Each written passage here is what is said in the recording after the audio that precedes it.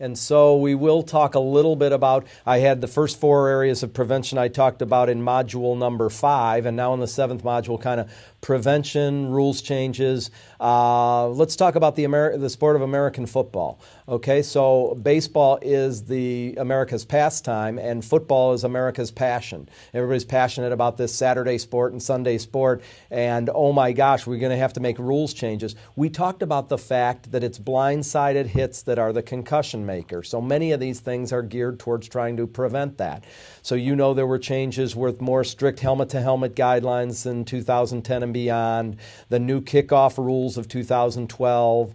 The targeting was the hot rule in 13, and the strike zone. Is everybody aware of the strike zone of 2013? The strike zone means we wanted people to be hitting between the shoulders and the knees and not to be targeting and hitting above the shoulders, and that was the strike zone for proper tackling. Everybody also knows what happened at this level, at the NFL level. We had a record year for knee injuries, the greatest number of ACLs that we'd had in decades in the last year as we tried to implement the strike zone. In the future, there's all kinds of things being discussed, the penalty box and others. I would like to see, TJ, are you still with us? Could we ask a question of the audience? Messing with your game, the Saturday or Sunday game of football with rules changes, are people in favor of more rules changes, or would you rather leave the game alone? I'd like to know that about professional sports. Can you repeat that? Are people that are with us today in the audience in favor of looking at more rules changes for football, or leave the game alone? I'm going to move on to the next area, and that's youth sports and youth football. And particularly with youth football, one of the biggest issues, we've touched on it many different ways, are getting to the coaches and the parents. Because there are no trainers around, the coaches are the brain savers. They have to be aware of subtle changes in behavior, and that's why they all watch the half-hour video on being able to pick up on behavior changes when these young people may be concussed. We have to make a cultural change. You can't tough out head injuries. You have to learn how to take a blow and deliver a blow to play American football, but you can't just tough out brain injuries. We need to look at avoiding blindside hit. There are still drills that are the whole point of the drill is to have blindside hits. There's one that I always mention when I talk called Bull in the Ring. Bull in the Ring was there when I played football 20 years ago, and still many times nowadays in the year 2014 where there's a circle around a player, you call out another player's name, they don't know where it's coming from, and they're supposed to hit that athlete, and it's a blindsided, it's a concussion maker. So we need to prevent those kinds of things. There were new rules in 2012 with Pop Warner, and other youth sports followed with it, about reducing the amount of hitting in practice, reducing the fact that that you could have more than a 3-yard head start before hitting people, and also angled tackling drills instead of head-on tackling drills. Those are some of the rules changes in youth football. And I'd like to, TJ, if I could ask the question the same way in youth football, are you in favor of rules changes or leave the game alone? Or a third one is eliminate youth football. Could I ask an audience like this which of those 3 they would answer? Can you get 3 answers? Yeah. All right, thank you. All right. So, Youth football and well, those are sort of 3 different questions, though. Oh, actually, make it so they can answer more than one. Yeah. all right, now in soccer, people talked about headgear. I wanted you to be aware of and just see what the headgear is that we're talking about. This is the headgear. There is some evidence on both sides of the fence. As of now, there is not evidence that's strong enough that people at the International Conference for Concussion has decided that wearing this headgear preventively is useful. Many people, though, wear it if they've been concussed to try to prevent future concussions. We need to do a better job with officials. We need to do a good job, especially around the goal mouth, in avoiding some of the injuries that occur. That's where the majority of injuries occur in soccer. In the sports of lacrosse and hockey, it's an issue with blindsided hits. You know that we changed the rules in American hockey about checking being delayed till age 13. I meant to mention, sorry about that, 2 slides ago with youth football. There was a question from the audience, and I don't remember, Todd showed me earlier on who asked it, about what age do you believe the beginning of youth football, of tackle football. So tackle football, at what age? I've seen it all the way down to 2nd grade, 3rd grade. I think most people right now say 4th grade, but a lot of what's being discussed is eliminating youth football altogether. And so what I think Brooke and others talked about, we need to do a better job preventing concussion, managing concussion, recognizing concussion. That's what we're trying to do. As of right now, most people are saying 4th grade for the beginning of tackle football. A lot of people also think this is a guy's thing. It's just a football thing. There's a place by the name of Nationwide Children's Hospital where Steve is from here on my right. They did a couple of very good research articles in 2013, I believe it was, in JPEDS, where they looked at the 2 fastest growing sports, and it wasn't even close, girls basketball and girls soccer. So if you think that those are sports where you're safe, that's not the case. This also, and several people showed the top 5 sports. We need to be aware of epidemiology so that we can do the best we can in preventing concussion. Who would be any self-respecting concussion discussion without at least a picture of a helmet? People that know me and know and have heard me talk before, I'm not a big helmet guy. Everybody spends a real lot of time looking for the holy grail in helmets that's going to prevent concussions, and most of the helmets that have come to pass in the last 20 years are not ones because of what I said earlier. It's not the linear blow, it's the snapback, the whiplash type mechanism that leads to concussion.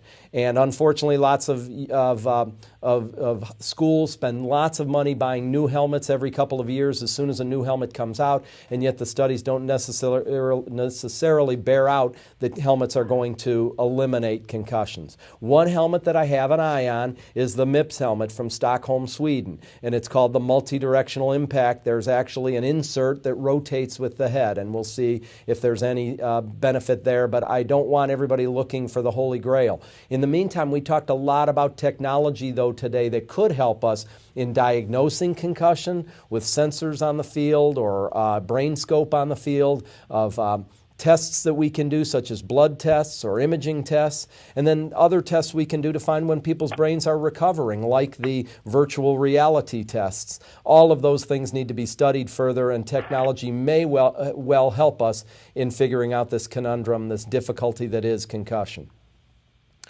Please, as you talk to coaches and parents, make sure that we've gotten rid of the myth. There's still the myths. You have to have loss of consciousness to be a concussion. We know that less than 10% of concussions have loss of consciousness. That MRI and CT being normal rules out, please, whenever you're speaking to people. The concussions are all brief and transient. We're all trying to figure out that 15%. We've really hit on that strongly today. And that there's no treatment. The fact is that physical therapy, physical and mental rest, and appropriate management leads to better outcomes without question. That's why we're all here.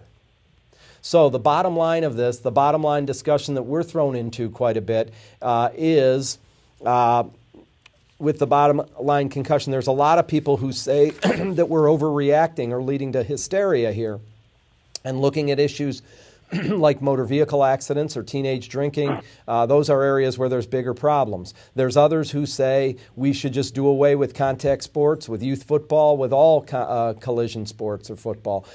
We're looking at the prevention model, doing everything we can to prevent occurrences, to improve the timely recognition, and to do a good job in those people that do have chronic complications of concussion in treating them appropriately. So there's a fair bit of time for questions with this issue of reacting and overreacting, and this is exactly what we as pediatricians in sports medicine are caught between quite a bit. I wanted to get some input from some people in our group here, and I wanted to go to Holly, who is in the middle of this discussion quite a bit in Chicago. Holly, are you still with us? I am, Joe. What do you think, Holly, on the issue of where we are with prevention? Are we improving things? Should we be starting to look at issues like doing away with certain sports? I know that's a big issue. This is the philosophical time. Can you tell us from your pediatric background, what do you think, where do you think we are in 2014 with concussion?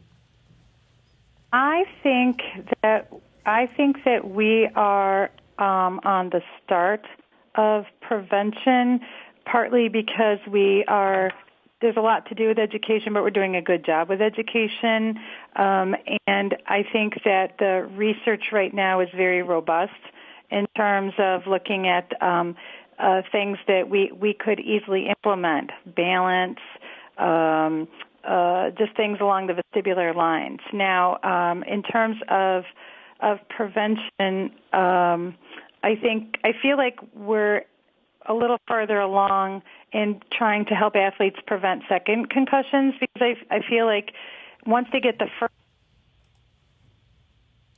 Whoops. We just lost audio. We have Holly? Did we lose that, Mark? Could we go to...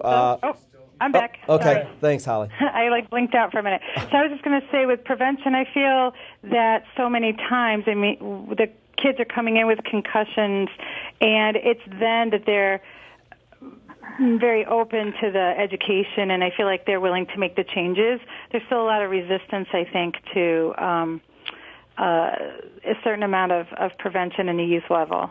I'd be curious what everyone else thinks. So you think there's room for us to continue to improve, but you do see the worm turning, that we're headed in the right direction. Mm-hmm. I think slow and steady wins the race, and the problem is we don't have the answers. So we're educating as we go with what we know, but that's constantly changing. I agree with you. And on our faculty and panel, too, Kevin Walter's been with us today. Kevin raised the question, what do we think about limiting contact practices in high school football? Should we, as a pediatric sports medicine group, be starting to look at research and things? Do you think it's time to look at limiting contact? Kevin, can you give us an idea of how that might look, and what do you think about that? I know you're asking the question to the panel, and my answer would be, I think it's a good idea. How do we go about doing that? I also think it's a good idea. There's not much research behind it, but it is coming at the statewide level for high schools. There are probably maybe double-digit states, I'm not sure exactly how many, of the high school athletic associations that are starting to include practice limitations, doing it by minutes versus days. So therefore, you can only hit X amount of minutes in practice every week. And I think it's gaining steam. I was able to recently attend the NFHS Concussion Summit, and that was a huge conversation. Hard to enforce, but I think really a good idea. And Steve, what do you think?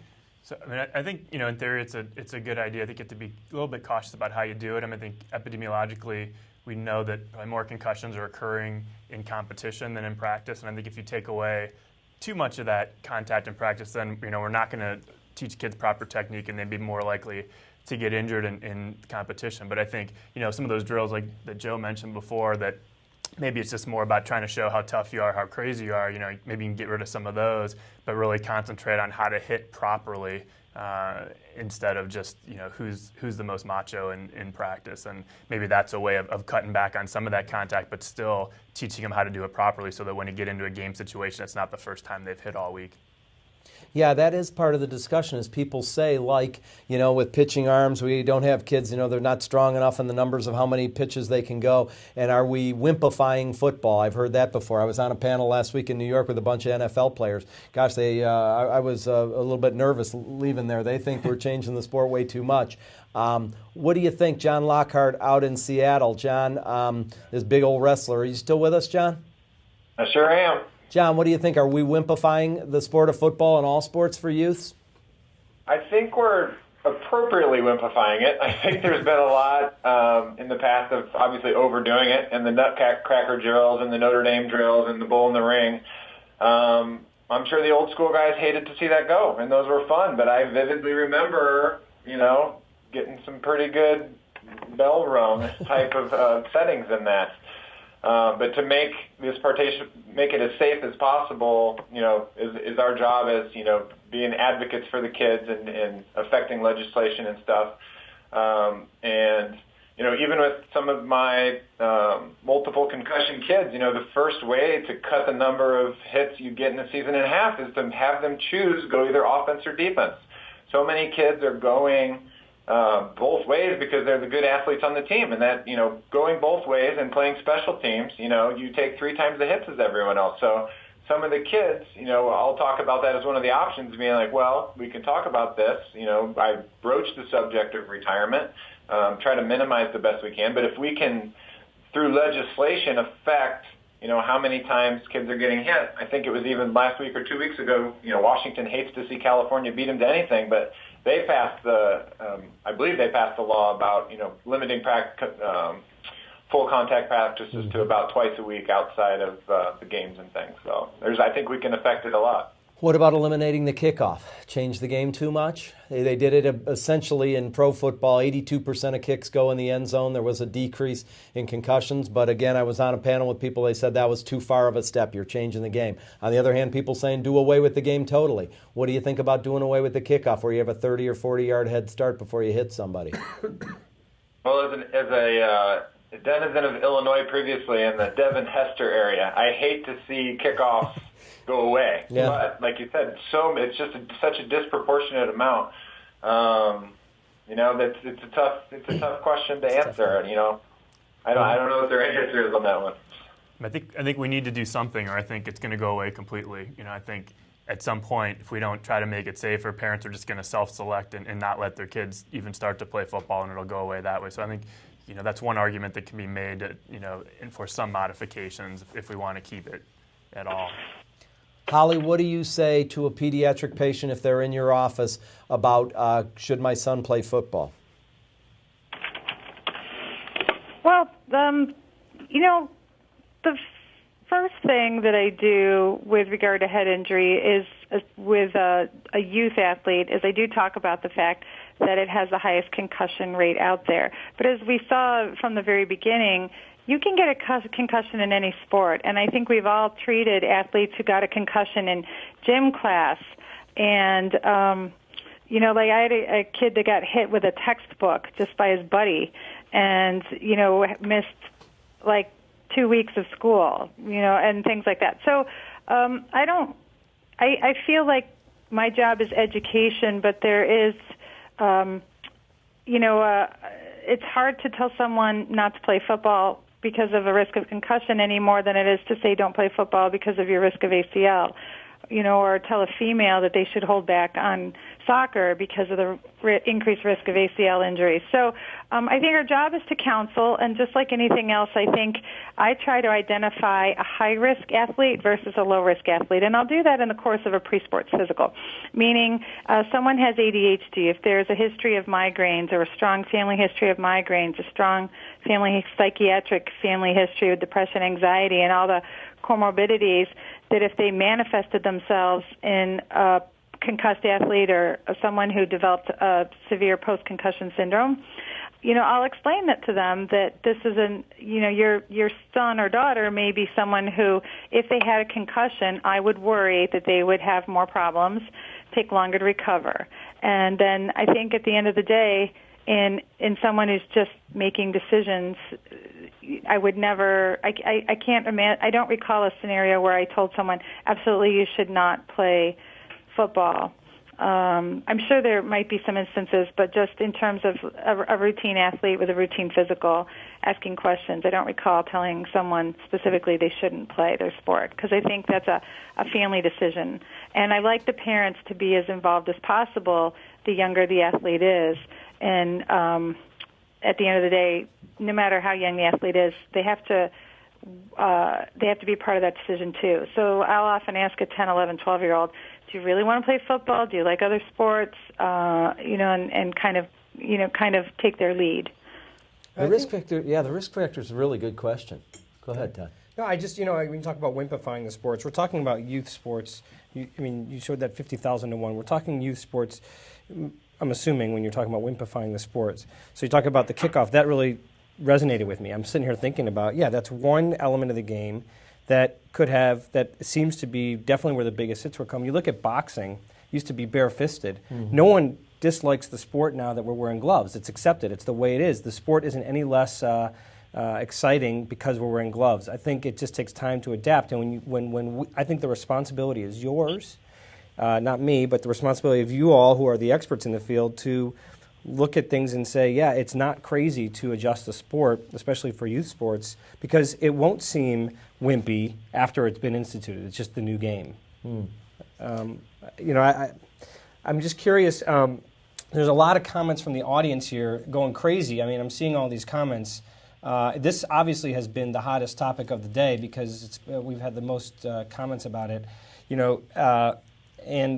I saw one comment about the coaches. Coaches are usually parents, and parents. Is there any sort of organizational system for education to these to parent coaches about safety and the new paradigms or the new ways of preventing injury? Is there such? It was probably the most important part of the legislation that was passed in 2013 here in all 50 states, is that almost everyone in every state has mandatory education for youth coaches. So a half hour with a pre-test and a post-test that you have to take for youth coaches, volunteer coaches. High school coaches is a different deal. I would say proudly, I guess in Ohio, we definitely have continuing medical education where there has to be a concussion piece for high school coaches in Ohio. So those two are a little bit different. But yes, there is some mandatory testing. And yes, I am happy to say that I think that is starting to make some changes. I think it's coaches and officials who sometimes come to me on the sidelines and say, wow, I don't like the way that kid's behaving, and wow, that's a step in the right direction of one of the things that makes me feel like we're making progress. Are we making enough progress when you look at some of the complications and the long-term issues? I think that's up for debate. One other person out there, and what about the sport of soccer? Vince Whalen. Vince, are you still on there? I know you love the sport of soccer. Are there changes in room in soccer of other things we could do to prevent? I think the biggest thing I see is just getting our referees to really enforce the rules. But most of the injuries I see are when the game starts getting out of control, and that's when the referees, I think, really need to step up and card people and get the games back under control, because I think that's the one aspect of the game. It's ruining the game a little bit. I think the game's got much more physical, and that's really, there's no point in that. That's just set up for head injuries. But I play in an old man's league still, and there's nobody who wants to hear about you should take a rest because you just got kicked in the head. The mindset in my generation still has a long way to go on the soccer field, I can tell you that. Yeah. You're not alone there. A lot of people have said the same thing in the chat room here about the officials getting more involved. And again, in Ohio, we passed a big rule last year that was a big, big plus. If the official sees something they don't like behavior-wise, it doesn't matter what anybody says on the sideline, that person's out for the game.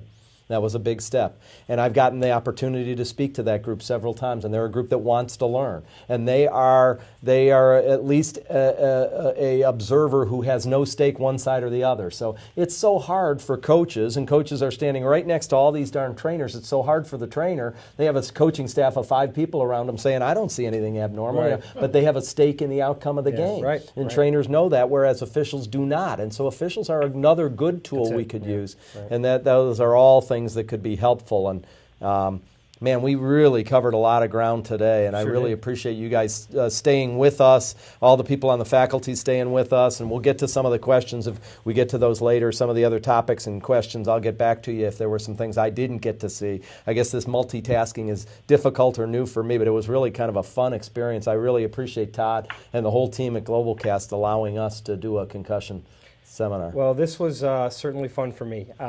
We do all these shows in every specialty, but for me, I'm so jealous. What kind of job you have to sit here and talk about should you be doing kickoffs? I mean, I'm talking about, do I take off this lipoma? That's much like, so, I have to say the faculty were fantastic. I want to thank everyone for coming in. Joe spent more than any other director we've ever had, has spent so many hours putting this together, and it's apparent here. We've all been discussing in the background, we want to do many more of these if it's okay with all of you. We'd love to do a series of these. I think that we have a lot of interest in sports medicine and other topics. I think this would be a really exciting thing. I want to thank you for coming up to from Columbus, Steve, and it's been a great having you here, so thank you for coming. My pleasure.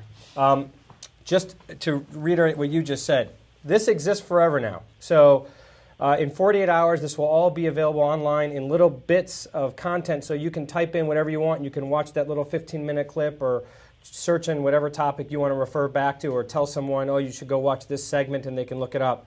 The transcript will be available as well. I see a lot of people asking questions. Everyone wants to download the slides. Right now, they are in a zip format. So you can download that, but we will have them in a non-zip free format where you can download individual slides and look at those at your leisure. We encourage you to continue the discussion even after this by chatting about the event. A lot of these shows have way more people watching them after the event than during the live event. So tell your friends. We want to spread the word about this medium. It certainly was great to talk to people all over the world. I want to thank especially Seattle for joining us at weird hours for you. And Mark, and then you're going to take, if you take the post-test evaluation, you'll get your credits. And is in the links tab. Click the links tab at the top. That's the faculty won't see that in Adobe. That's only for the on the GlobalCast site. But we will put that link in the Adobe chat box now, so you can have that as well. If there's no final questions, any final thoughts, I think that we can call it a day. Thank you very much, and good afternoon, good morning, or good evening, whichever time zone you're in. Thank you very much. Thanks. Thank you.